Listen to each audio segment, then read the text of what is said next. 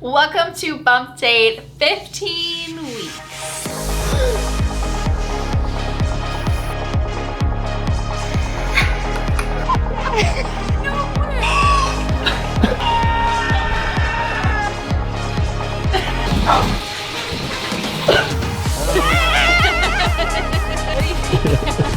I am currently eating some lunch. I got some spag here. And then comment below, how much does it freak you out that I'm drinking milk? Like actual dairy milk. What am I drinking? Milk? Honestly, the milk kind of freaks me out too, but for some reason every day I end up having like this much milk. Let's start with symptoms. What are your symptoms? Nothing has really changed too much. However, in the last week, I have had a lot of round ligament pain, which now I know the name for it. Before, with my first pregnancy, I didn't really know that name for all this pain or like that stretching feeling that's going on down below. But now I'm like more familiar with it. I looked back to 15 weeks last time and it was about the same time that did start happening. Like there's just weird new like pains, not pains. It's weird. It feels like things are being like stretched. Haven't had any acid reflux, thankfully. I feel like the extreme burping thing has gone down a little bit, but only because I'm really trying not to eat like raw vegetables and anything that's like hard to digest, specifically eggs. Even if I want one, can't have it. Produces too much air. For the most part, my skin has been pretty clear. I'll have like occasional flare-ups. So this week I did kind of have a little breakout, just like here and there on my back. Nothing huge, but that would be different from last week for sure.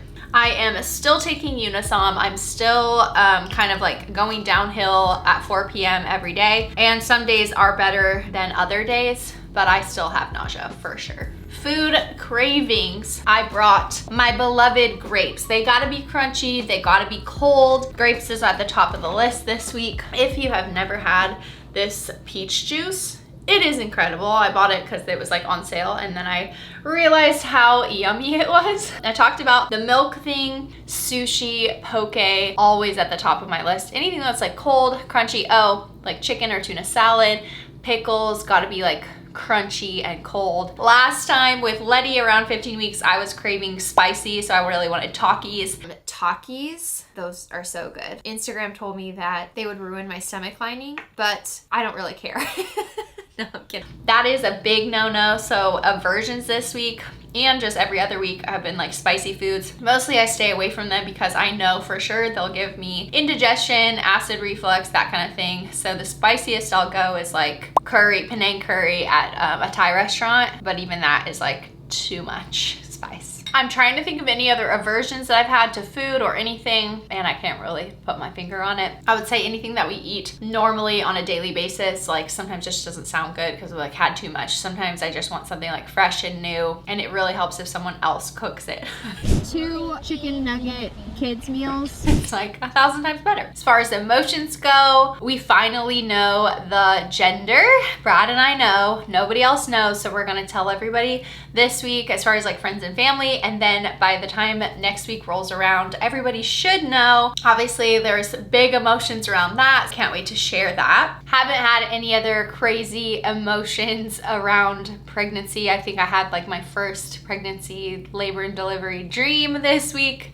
So that was kind of funny. Last time with Letty, that didn't really happen until like towards the end. So maybe I'm just like excited about it. Workout wise, same as last week. I'm still doing primarily CrossFit and tying in some bodybuilding.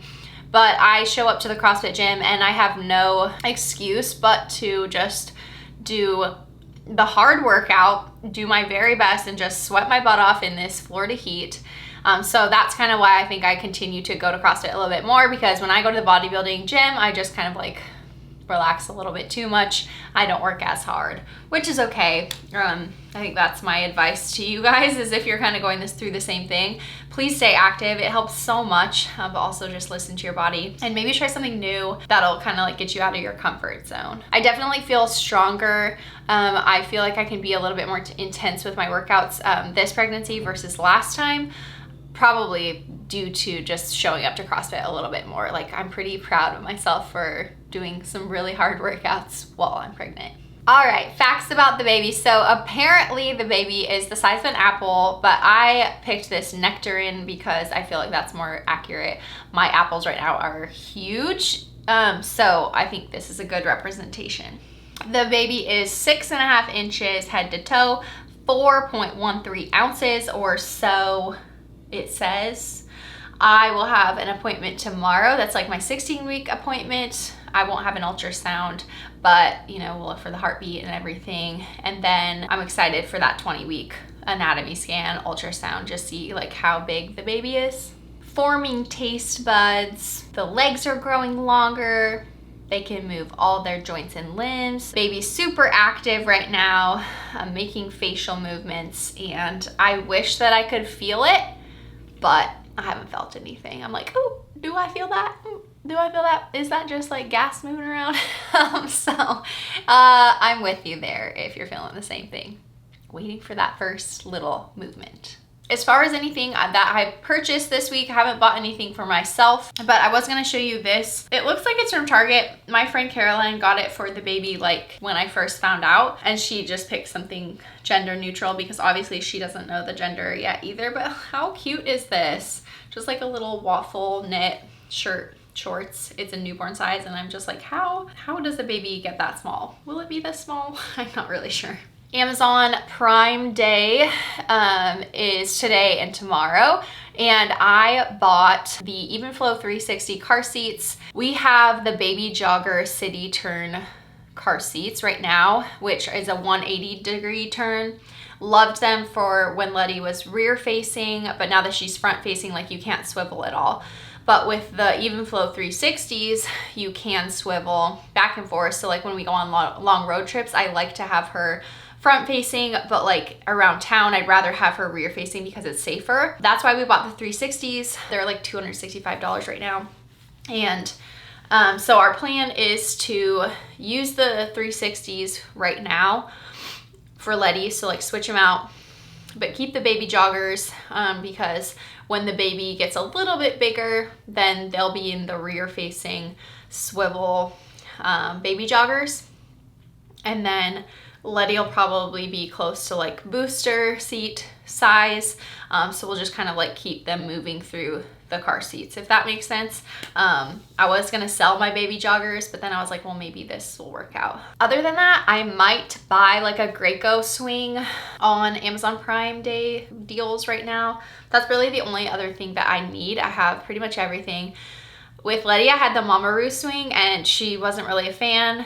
It doesn't really have that like classic swinging motion, and so for that reason I was like, okay, I'm just gonna get a Graco one for the next baby, and since they're on sale, I think I'll just get one, but we'll see. I'm not really sure. I'm not committed yet. I already spent $500 on car seats, so maybe I'll just wait for the swing. It's a little bit early, right? To touch on Brad, he's feeling great. Now that we know the gender, we're talking about names. We have some favorite first names. We're like, what's gonna be the middle name? So it's fun to just talk about that kind of stuff. Not set in stone on anything quite yet, but that is the end of this video. Stay tuned for next week because we will, you know, obviously know the gender and I can talk about that finally. But let's end it with a good old bump. Show you the bump. I don't know if it's grown. I feel like it's about the same size.